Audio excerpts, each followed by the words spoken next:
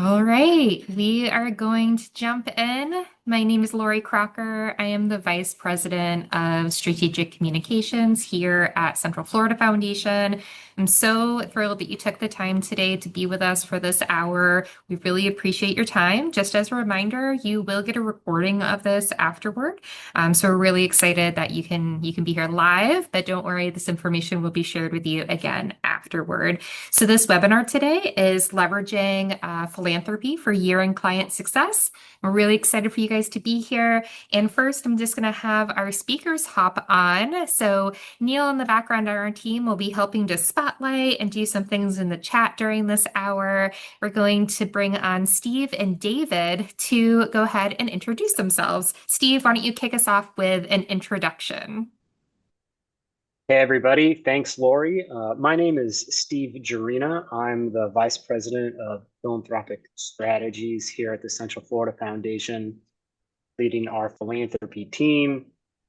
I've been here for 2 months, but we're coming up on 15 years doing this work, and I'm really excited to talk with all of you today during this busy time of year. Thanks, Lori. Yeah, and David, go ahead and just give a quick intro. Sure. Thank you, Lori. Yeah, my name is David Torrey, and I'm a recovering estate planning attorney who's worked in the wealth management and family office space for the last 10 plus years on the strategy side of things. I also teach as an adjunct instructor at the Youth Bush Institute at Rollins College on classes on plan giving and philanthropy. And again, happy to be with you all today and look forward to your questions as well, teeing that off. So, ready to go. Awesome. Thank you, Steve and David. They'll come back in just a few minutes, but before we get there, I do want to share a little bit about Central Florida Foundation. If you're new to us, we are the community foundation in the region. We serve 7 counties and we've been here for over 30 years. We work with individuals, families, and organizations to steward and support philanthropic goals. We also do a lot of community work out there in the Central Florida area. So I encourage you to visit us at our website, cffound.org, if you want to learn more about us. But that is kind of the organization powering this webinar, and we're excited again for you to be here. Moving on, I do want to share a couple of advisor resources. Now, I'm very excited for David to be here because David is on the podcast that we do that is for specifically advisors. So, CPAs, estate attorneys, financial advisors, and any other person that identifies as a professional advisor would find this podcast, Navigating Generosity, from our first G Talk series, really, really beneficial. So, David, sometimes Mark, our CEO and president, sometimes Steve, he doesn't know it yet, but he'll be on some podcast episodes too.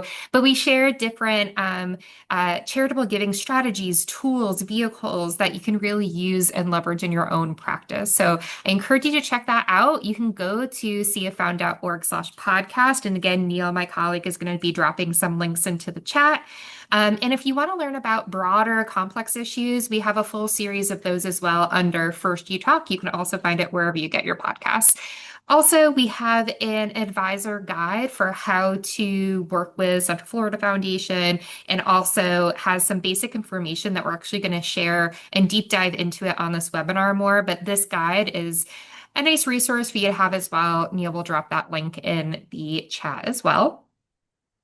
Also, want to share with you just quick tips for how this webinar will work today. There's the chat feature and there's the Q&A feature. The chat feature is there for you to chat, share your name, where you're from. I'd love to hear where people are from, maybe the organization that they represent. And then the Q&A is going to be for your questions. So if you have a specific question, there are periods in this webinar built into the webinar to pause and answer your questions because we're going to be throwing a lot of information out there quickly.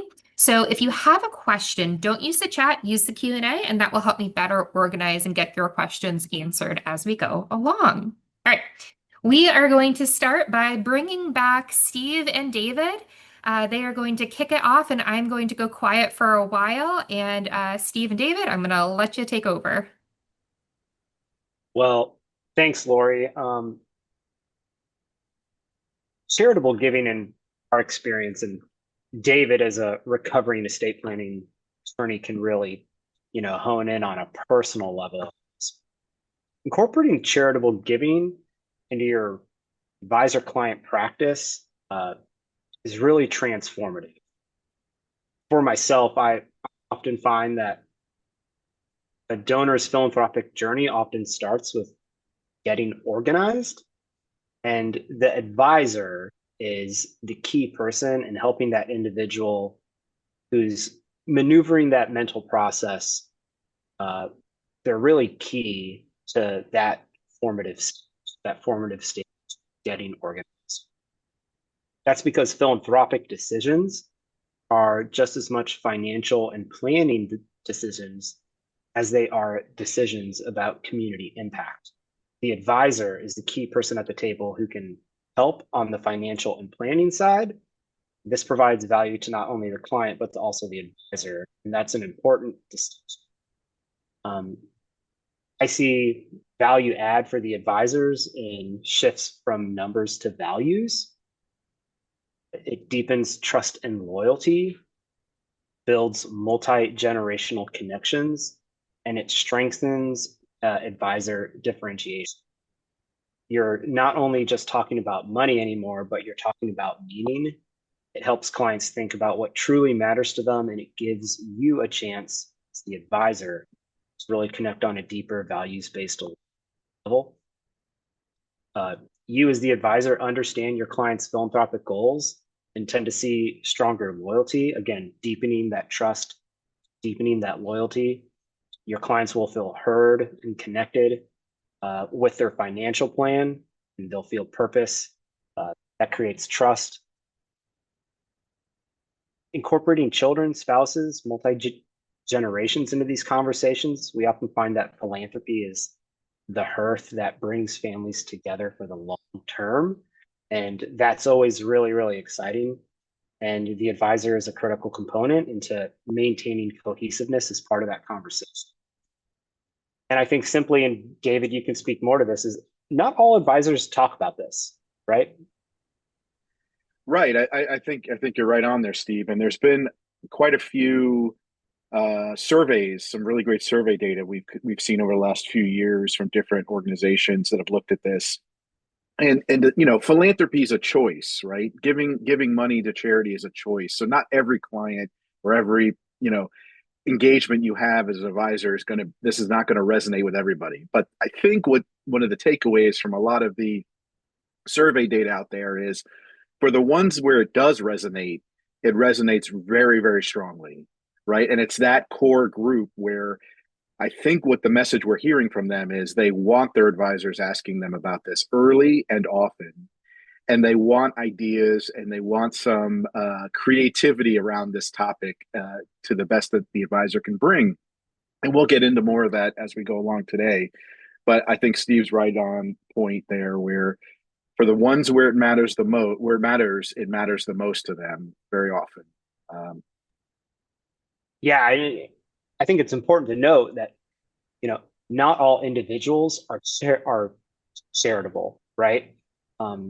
Most people aren't. So the ones that are charitable are really looking for guides. They're really looking for people to go along with them on this journey. And as they become charitable, as individuals become charitable, after they get organized, oftentimes we see that they want to leverage their networks, but more importantly, they want to leverage their family in that conversation. And it takes a little bit of time to get to that spot, but the advisor can often be the catalytic individual to move them through, those stages, however long it takes. Maybe it's a little bit of time, maybe it's decades, who knows? But the advisor is the key person moving people, individuals, families, couples, whatever the entity is, through that process. Thinking about questions, David, how do you think about like questions from the advisor standpoint to initiate a process? Yeah, I think, it can start kind of baby steps, but I think even from the earliest point of an engagement, whether it's with a prospective client or a new relationship, even a mature relationship that maybe you never really got around to the topic, I think it's always a good idea to at least ask the basic question early on about if there is any charitable intent. Are there any organizations that you support or want to think about supporting, right? And the worst you get an answer of a hard no, and then and you move on right to something else. But you might get an answer of a hard yes. But oftentimes it's kind of well, maybe, well, I don't know. We've thought about it, right? You get these sort of, mushy middle type responses. And I think clients are there's a gap between sometimes that they don't know what they don't know, right? Or they think, we wrote a check every year to XYZ organization that we had some connection to. And, that's the extent, that's sort of the outer limit of what they conceive of as being charitable or doing charitable giving. And so I think it's that connection of getting to know your client early, ask the questions early and often, check in again because things do change in people's lives and with people's assets or their balance sheet or what have you. Um, and then trying to build that bridge from, a stance of unsure, a little hesitant, maybe a very narrow viewpoint of what they can accomplish, building that bridge to maybe some other options and exploring those things and opening them to a world that maybe they had no idea existed before. And I think the advisor is in that key point of being a trusted resource, not necessarily to have every and all answer, right? Not necessarily you're going to be able to have a definitive answer for every possible question, but really stepping into that role of being a guide, right? Of stepping along with them on that journey and bringing in other resources and other advisors potentially to help them achieve what they want to achieve. So if asking great questions and having the conversation is the above the line first, then you have to have the below the line combo, right? We're all thinking of our CAP curriculum with Phil at the American College, right? If there's a CAP here in the audience, but thinking on the more technical side, moving into some vehicles, we're going to talk about a handful. And the first is the donor advised. Now, this is the fastest growing charitable vehicle today. I mean, David, I don't know. I haven't seen the latest numbers, but it's just spectacular what the growth is across the United States and the world. Speaking on behalf of the community foundation space, it's a simple setup, immediate tax deduction. The community foundation is a public entity and the DAF is a component fund. So it's just like writing a check, making a gift to any other nonprofit any donor would interface with on a day-to-day basis. I think DAFs are great because they provide a financial or solution now and allow the donor to think about the impact orientation later. And in my experience, I find that one of the unrealized or unthought of benefits of a donor advised fund is the bifurcation of the tax consequences of a gift and the impact, the feel good side, right? David, have you experienced that as well? No, I have, and that's a good framing there, Steve, of breaking apart those two functions of the funding of the DAF and that timeline that surrounds that, and the giving away of the grants to charities, and that can be cohesive or it can be kind of a two separate stages. I think one of the things about the DAF, the donor advised fund, that I think clients really, it's often hard to feel it until you actually do one and start using one. But they really do provide, on top of all these advantages, a real organizational benefit for the client and for the advisor, right? So you can do, sort of one big gift a year or whatever you want to time it into the DAF, get your deduction there, and then do all your giving throughout the year out of that DAF, right? So you kind of, that checkbook analogy is a good one in the sense that you have a register, right? The old check register of, okay, $500 went there and $1,000 went there. And it's all kind of nice and tidy as opposed to tracking down receipts for the tax return. And I forgot that I did a credit card with that organization. I wrote a check to that organization, right? You can kind of get it all streamlined in a nice cohesive way for the client. Yeah, I always like to say This is your charitable home base, right? You can do it all from here, almost everything from the DAF. Another reason I think the DAF is a really powerful tool is that it is so turnkey. It is so turnkey. If someone called me after this webinar and said, I want to open a DAF today, we could get that done here at the Central Florida. And I think that's really powerful. I also think, and David, you can speak to this more than I can, it's also a powerful legacy planning tool. Mm-hmm. It's unbelievable when it comes to legacy, how powerful it is. I agree, Steve. And I think, just backing up a second, I mean, when we just were talking about sort of the initial entree or threshold with clients, the donor advised fund is a tool. It's a vehicle to accomplish a goal or set of goals for a client. It's not a strategy in and of itself, right? So to think about before we jump in with our clients about specific vehicles, like very much like the donor advised fund, I would try to remember 2 points, right? One, we have to know where we're going, or at least have a sense of what we want to try to accomplish at the end of this journey, right? And so we might, want to go left for a while, then turn right and go south, go north, whatever, right? And so we're trying to set that up with a client. Easier said than done sometimes, but I think that's very important before jumping to any one vehicle or another. The second point on that would be that the donor advised fund is a great vehicle in a lot of different scenarios, and it is not exclusive for other vehicles as well. So we have clients that do this and something else, right? They have multiple tactics to achieve that same strategy or to achieve, the set of goals that they've laid out.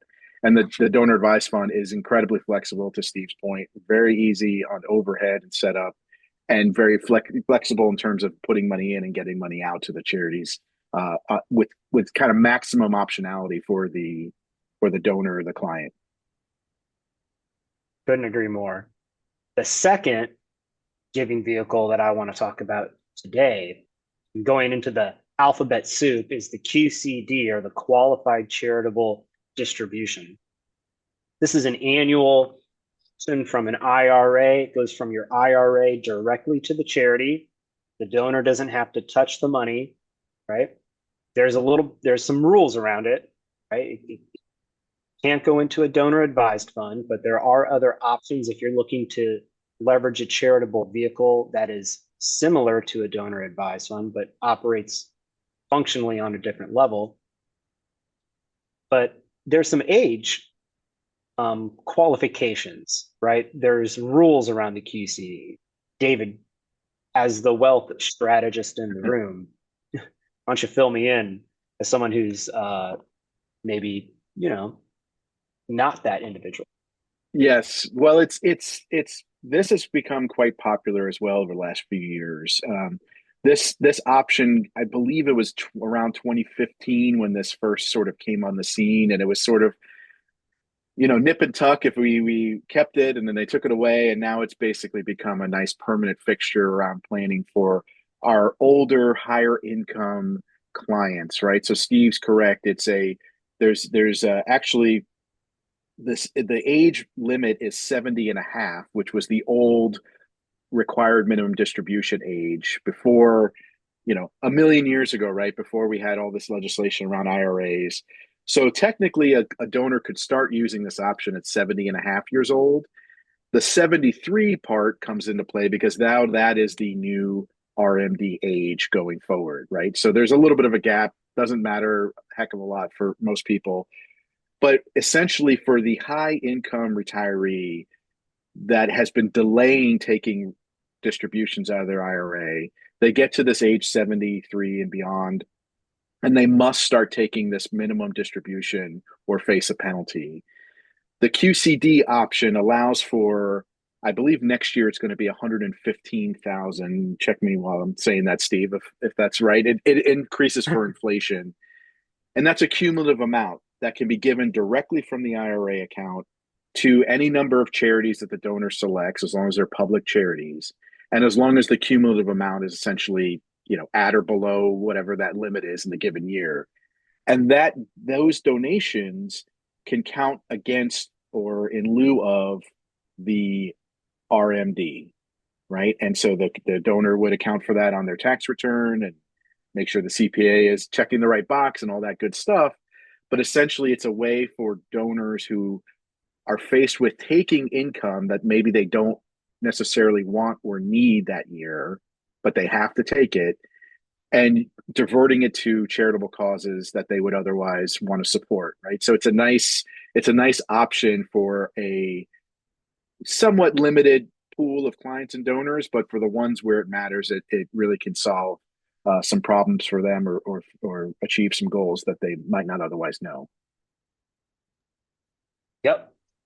The third are complex strategies. And this is where it gets a little bit more unique, but at the same time, this is where most of the wealth is held in this country. This is where it's parked, right?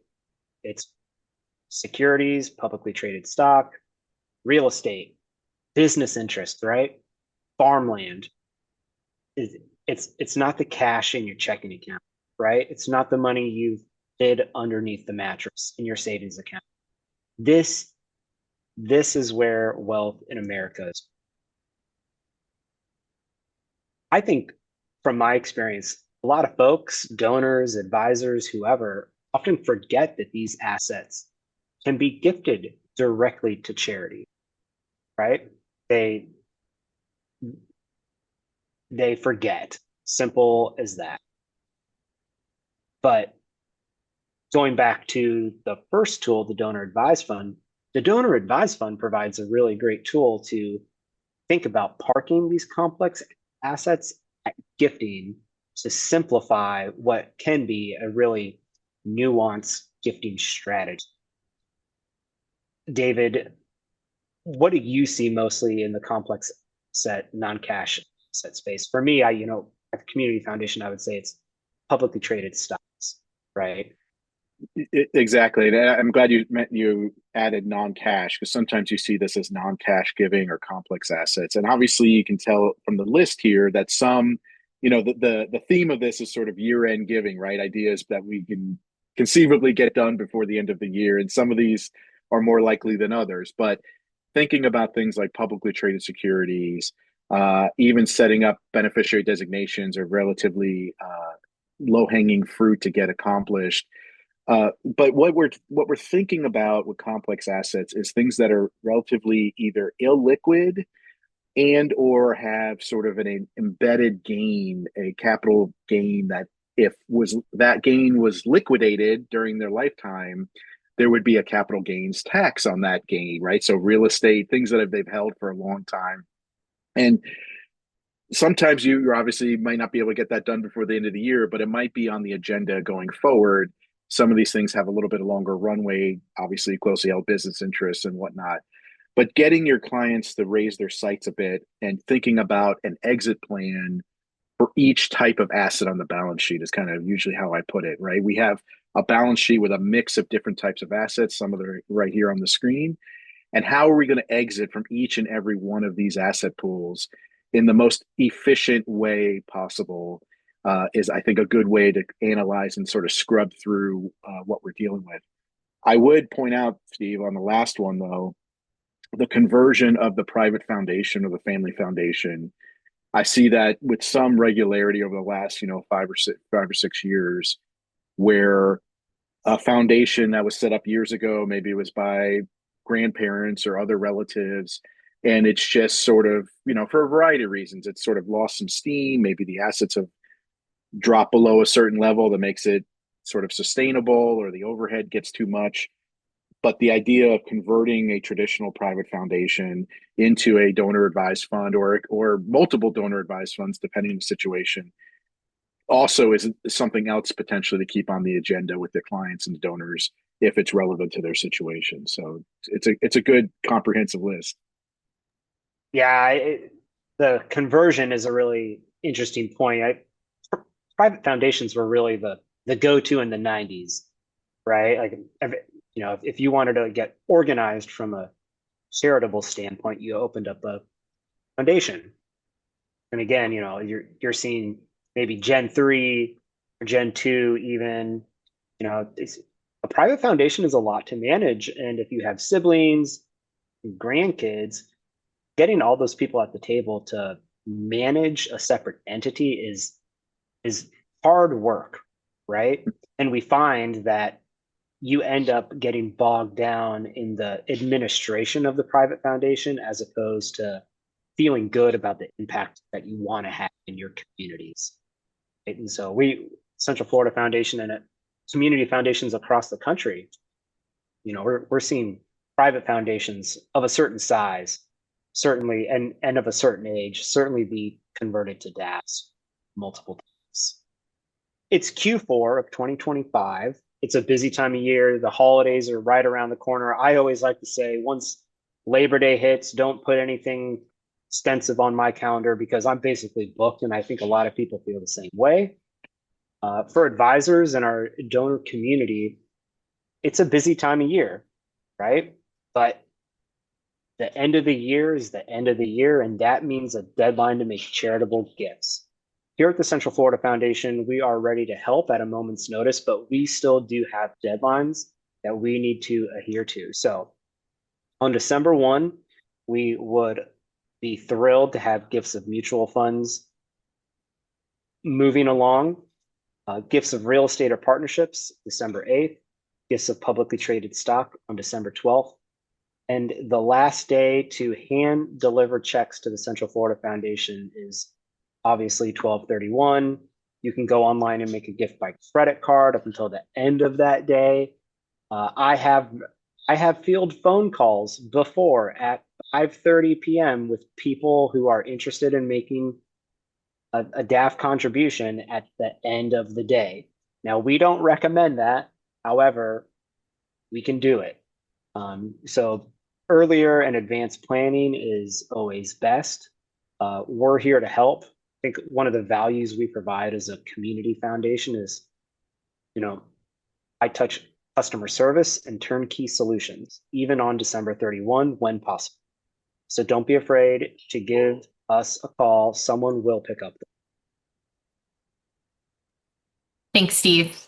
Okay, so we do have a couple of questions, and these are going to be for David and Steve. Okay, so if you have a client who is interested and charitably inclined, what are some indicators that would help you decide as an advisor if they should go down the private foundation lane or go down the DAF lane, the donor advised lane? No, that's a good question, and it's a common question. I think the thing I try to position between the two is they do similar things, but they have sort of different mechanics and different care and feeding instructions for each of them. It kind of depends if it's sort of a beginner philanthropist who's just wants to get their feet wet and kind of think through some things. I sometimes position the DAF as a bit of a training wheels type option where we can set it up relatively quickly. We can fund it, relatively modestly and try it out. And if you love it, we can keep going, add more funds to it and off to the races. If you hate it, we can get rid of it relatively easily and maybe go to the foundation route. The foundation is there's a little bit more to it of setting up and the maintenance of it. Some clients absolutely they're familiar with that. They want to go down that road, and then we get into conversations like board governance and doing the financial accounting of the foundation and all that kind of mechanical stuff. But that's sort of where I start the conversation. Steve, I don't know if you have anything different there. Yeah, I mean, I think it really depends on the specific donor, what they're trying to accomplish, type of assets that they're looking to gift is also really, really, really important. At the end of the day, a private foundation is probably only cost effective at a certain level. I couldn't tell you what that is because everyone's situation is different, but a donor advised fund is extremely cost effective. Now there's limitations to that. If you're the type of philanthropist with the capacity wants to hire staff, right? Hire someone to manage your family's entire philanthropy ecosystem that you want to create. You can do that with a private foundation. You can't hire staff out of DAF. And so it really just depends. I think for a lot of people who open smaller private foundations, they find that that administration just becomes so much of a headache that they end up moving into the DAF space. And if they don't do it, their kids or their grandkids are going to end up doing it for them, right? And you're going to have a lot more fun. And if you're not having fun as a donor, then something's wrong, right? You need to feel good because there's no wrong way to be a philanthropist because the only person you need to be accountable to is yourself. So why bog yourself down with Form 990, right? I've never met anyone who's so excited about filling out a Form 990. Thank you guys. All right. We are going to move on to some case studies now. So I'm going to pop off again, and Steve and David, take it away with Melody. Yeah, so I think Melody is a really common situation, common case study that we find here at the Central Florida Foundation and other community foundations across the country. Um, she's doing well. She's an executive at a public traded company. In my opinion, when I see this, I think of someone who's trying to get organized. They have publicly traded stock, had it for a while because they worked at this organization for a while. They've moved up. They're a healthcare executive. She's looking to get organized with her charitable giving while also minimizing her tax bill. She has this bucket of stock, and that provides a great tool to not only get organized charitably, but to deploy it in the community as philanthropic. David, how often do you see this? Yeah, absolutely. This is right in the wheelhouse of the donor advised fund. The two things I would add to that, Steve, are the key point there is her as an executive of a publicly traded company, and if there's any restrictions around her stock awards or any restricted stock units that she may or may not have, that would be one thing for the advisor, obviously, to look at to see what's available and maybe when it'll be available, 6 months, a year, whatever the vesting schedule is, or if she has any other restrictions. The other thing I would add on this scenario is she's got she's married with two teens, right? And so we're thinking about I think it gets overlooked sometimes in the rush to set these up. But what is the exit plan for the staff, right? She could be making those decisions either at the time of setting it up or obviously changing it down the road. But most staffs have some kind of legacy plan or exit plan that there might be some options available. Maybe it moves to her husband or spouse or to her children. Maybe it's going to set up an endowed fund, whatever it might be. But I think to kind of round it out in terms of setup, funding, and also looking at potentially what the exit might be as well, and making sure that's all very well thought through and documented is a best practice. I think another interesting point here is, Melody is clearly charitable in some capacity, and she's advancing in that space, right? And she has these kids. Philanthropy is taught at home. People aren't born charitably inclined. I always like to say they're grown or they're raised to be community minded. They're raised to be philanthropic.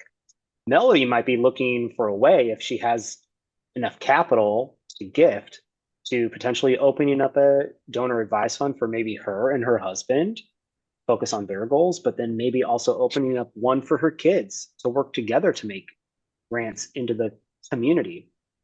We're seeing a society where there's less religiosity, and that is where, a lot of people learned about charitable giving. Maybe this is not a religious household, and she is thinking about incorporating charitable giving, teaching her kids to be charitable, and a donor advised fund for her kids is a great avenue to do that. Right? Another thing, David, that I'm thinking of here is charitable bunch, right? Maybe that is something that's for advisors talking to her about. Can you talk a little bit more about that? Yeah, and you reminded me, Steve. I've heard the phrase. I don't know who coined it, but things like philanthropy and values are caught; they're not necessarily taught, right? And so the kids see what their parents are doing and what they're involved with, right? So you can tell people something all day long, but it's the actions, it's the repeated behavior that is really what's going to instill those values in the next generation. Um, and to the question on the bunching, so this is a strategy that came into vogue a few years ago, and it's probably very much in vogue right now. We're not going to get into the new tax law that's going to come into effect next year, but there's a lot of changes in that law around charitable giving that might, especially for a higher dollar amount giver, if that's the way to say it, might want to accelerate some of those big gifts into 2025 as opposed to letting it go into 2026 because their deduction might not be as powerful or might be watered down a little bit next year. Just leaving that there. But one of the ideas is a bunching strategy where a donor, a large annual donor who say gives 20, $30,000 a year or more to charity, they might, because of depending on their tax situation any given year, whether they're an itemized deduction taker or a standard deduction taker, they might bunch all their giving for 2 or 3 or 4 years at once and put it all in one tax year to get the itemized deduction that year, and then dole out the charitable gifts throughout the next, year, 2 or 3 after. So one way people do this often is they use the donor advised fund, where they do one big gift into that donor advised fund in one taxable year, depending on their situation. And then they can make grants out of the donor advised fund each and every year subsequent at whatever levels they want to choose, right? And so the bunching idea goes in. The other thing I would add, Steve, on this, again, with the stock idea, is folks have a lot of appreciated gains in their portfolio depending on their holdings, but a lot of those stock purchases were made over time, right? And so sometimes the real, bang for the buck, if that's the phrase, is looking at the individual lots or groupings of stock purchases over the year, because each one of those has their own cost basis depending on when they were purchased. And so being able to select, I want to give these exact shares of this publicly traded stock into my donor advised fund or to charitable causes, because that provides me with the most uh, uh, spread, so to speak, between my basis and my appreciated but unrealized gain, depending on the situation. Does that answer your question, Steve? I kind Yeah, of no, lump those two together, but they're often very closely related. So thought it would be good to push them together. absolutely. So going on to the second case study, we have a real estate case. Again, non-cash, complex. You can't just sell land on the open market and hope someone buys it in 5 minutes. So in this particular situation, we have a soon-to-be retired couple. They're charitable. They've been charitable for a really long time, and they bought this land for their employees to use with their families, right, for recreational purchases. But there's an exit. There's an impending exit that's happening. So we're kind of left with a couple options, right, David? They can sell the land, but if they sell it, massive capital gains. It's been decades. Or they can maintain their charitable inclinations by gifting the land directly and not selling. And the donor advised fund, again, your charitable home base, right, can serve as the bucket that can receive this land as a gift. Any important notes, David, of donating something like this? Yeah, this is a good one because again, this is getting back to that idea of what's the exit plan for each asset on the balance sheet. And land, especially undeveloped land, can have there's a lot of opportunity, there's a lot of challenges, right? And these sometimes take a nice length of runway to get these off the ground. And there's a level of sophistication there, obviously, with anything involving land. But that same concept of the unrealized capital gain inherent in this asset, that if it was liquidated would be realized and obviously trigger a tax problem, for the owner versus putting it to some use that helps the donor in their tangible way, but potentially can continue this legacy. Obviously, there's some warm feelings, right, to their community member, to their employees about how it should be used, and there might be a solution to giving that land to either a charity or to the donor advised fund to sort of keep that ethos or that spirit of the intent of that gift continuing on into the future, even when they're no longer owning it, if that makes sense. As we move to the next slide, I'll say a quick example. I've seen corporations donate stock, anything, into a donor advised fund and then use that donor advised fund as a bucket of money to match their employees' charitable giving. And so it really provides a lot of versatility for the corporation that really wants to maintain a charitable presence in their community. And then we're kind of back to the QCD, something, again, it's really popular right now. Warner, 74, prime QCD age, doesn't need his income from his IRA. He would prefer to avoid the taxes on it. I think this is pretty straightforward, David.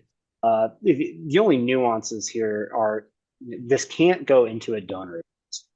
Right. But if this individual were to partner with a community foundation or already have an established relationship with a community foundation or a donor advisement provider, there are other tools readily available at that entity to maintain that home-based feel for your charitable giving. Here at the Central Florida Foundation, we have our IRA fund. There's also designated funds. There's scholarships funds. In this particular instance, Warner did start a scholarship fund here at the local community foundation. We see this all the time. Another thing that I think is really important is oftentimes donors have multiple charities that they want to support with their QCD. And partnering with a community foundation on these unique tools can simplify that process, right? Other than, because QCDs can be as small as, $10,000, $20,000, right? They can be any size, really. And if you split that up over 20 charities, that can get kind of, that can be a lot to wrap your arms around. Yeah. And I would just only add, Steve, that we said at the beginning about the retiree who doesn't need the income from the IRA. Well, another thing that comes with this sort of forced income from the RMD is that could raise potentially his Medicare premiums in future years, right? And so Medicare premiums are tied directly to income. And so that's another thing that's on the minds of these retirees is they don't want to get pushed into a higher income tax bracket if they don't have to, and also they don't want to get pushed into a higher Medicare premium bracket if they can avoid it as well. And so, yes, Steve, the popularity of these have grown over the years, and I continue to see them year in and year out, especially this time of year when a lot of folks are facing taking that RMD towards the end of the calendar year.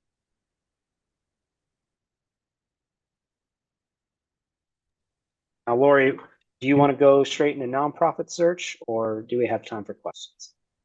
Yeah, we have one quick question. When it comes to the IRA rollover fund or giving from your IRA, can you briefly explain why it can't fund a donor advised fund, but it can fund other fund structures like a scholarship fund or what we have at IRA rollover fund? It's not an easy answer or question to answer because it's all about the rules and regs that are out of the hill. I think the short answer is that you have to park it in a fund that relinquishes the advisory privilege. And David, you can probably explain it better than me, but it has something to do with the Pension Protection Act, right? And but I always like to say the donor advised fund is just simply, right? You retain the advisory privilege on the DAF, and so that doesn't click with the QCD. Yeah, it is kind of a hard question to answer, other than just to say it's just not allowed. In the legislation. I think it's important to remember though that community foundations and really any DAF sponsoring organization is itself a public charity. So if you think about the gift coming out of the IRA has to go to a public charity, essentially that gets accomplished when it's given, and then from there Steve's right. There's sort of different rules around what can and cannot be allowed.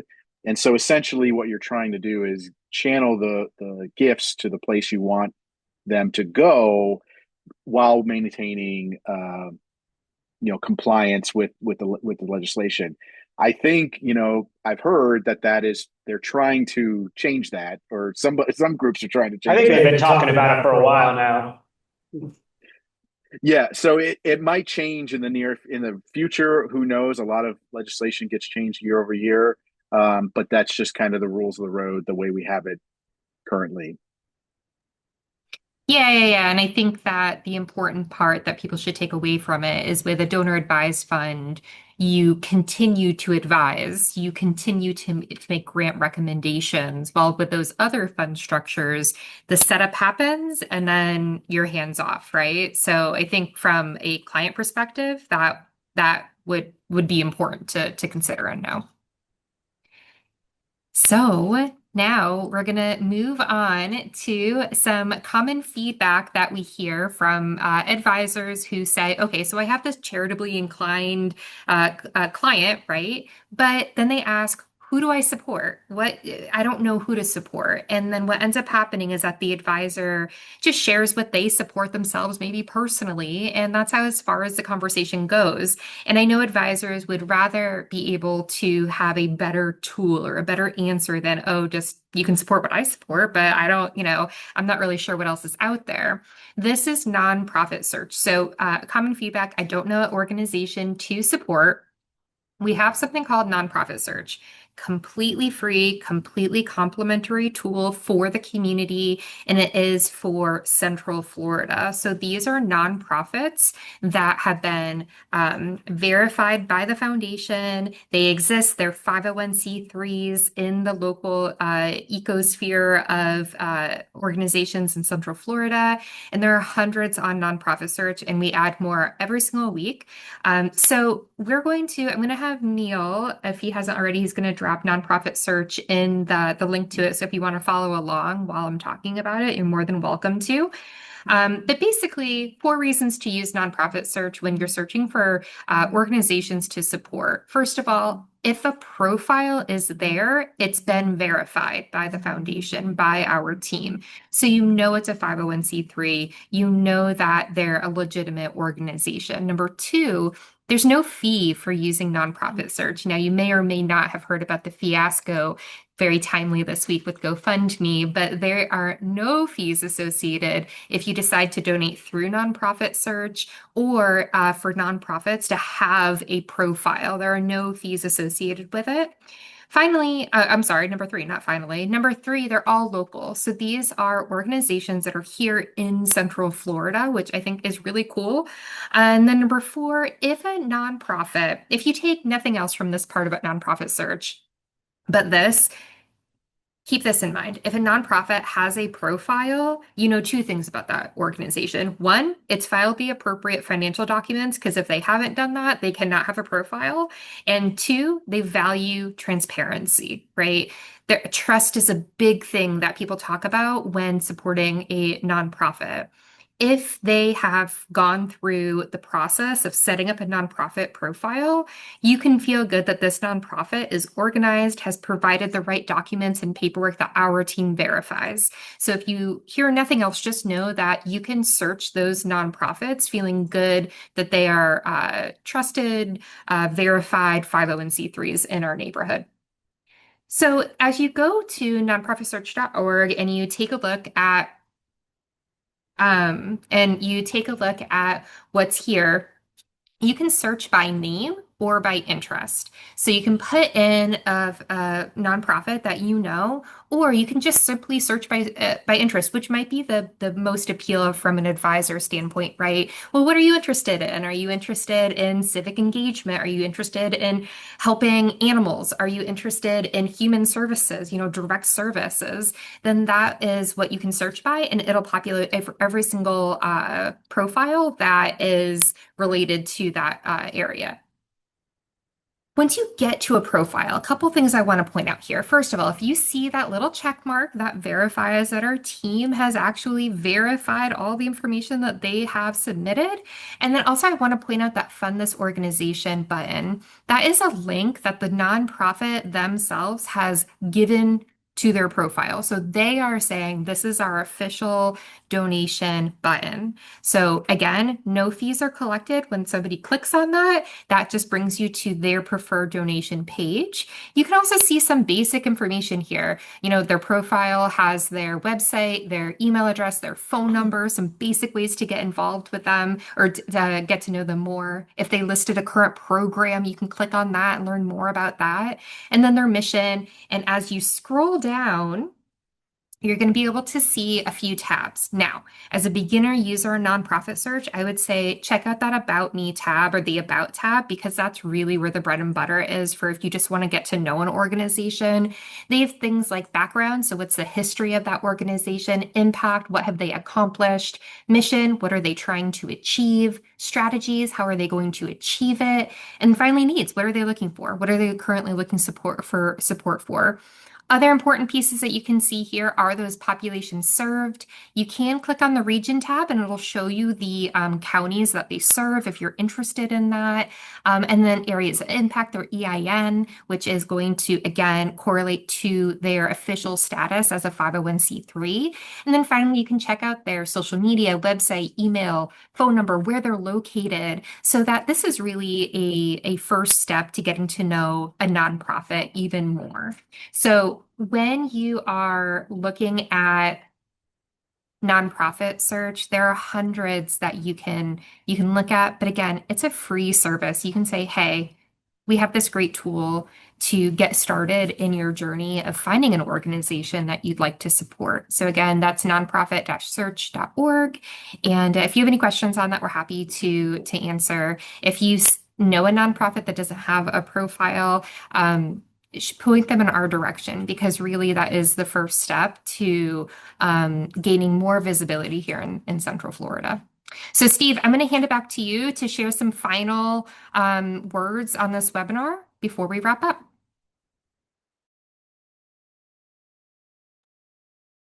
Well, sure. Thanks, Lori.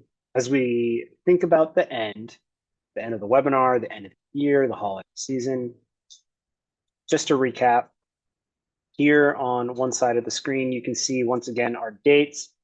These are best practice for gift acceptance dates for 2025 for the Central Florida. Give our office a call if we can help. Someone will pick up the phone, and if you, in the event you have to leave a message, give us one business day and we'll get back. We pride ourselves on being your charitable back office, partnering with you all, the professional advisors in the community. Your job is to quarterback your clients' tax, legal, and financial solutions. Our job is to help you as your philanthropic team member as you maneuver those conversations. So give us a call. We're happy to help. Other key reminders from the webinar: remember, a QCD can't go into a DAF. It's really, really important. If you're using non-cash or a complex asset to fund a DAF or even make any type of gift, sooner is better. That's not like swiping a credit card online. There's a lot of nuance to those actions. Give us a call, give whoever you're working with a call sooner rather than later. It's really, really important. Charitable bunching, working with families, getting organized as a donor. These are all situations where a donor advised can help. These are all areas where your community foundation can help. That's why we're here. We're here to help you be the best philanthropist that you want to be. whether that's one-on-one deeper dive meetings, meeting with an individual such as myself or my colleague Neil, or us as a team, or the entire organization here at the Central Florida Foundation. We can help you. We have solutions regardless of where you're at in your charitable journey, wherever your clients are at. We have solutions. We can have that conversation with you. We're here to help. We appreciate all of your partnerships. If you've partnered with us in the past, if you haven't, give us a call. We look forward to working. Thanks, Steve. And thank you, David, for being here today. I appreciate you. And if you enjoyed David today, tune in to Navigating Generosity because he'll be back. And I appreciate everyone spending the time today together. What will happen next is that I will send a follow-up email with the recording, with the presentation, and just any of the key links that Neil put into the chat. I will make sure I reshare those again. But thank you for your time, and we hope to see you again soon. Again, thank you, David, and thank you, Stephen.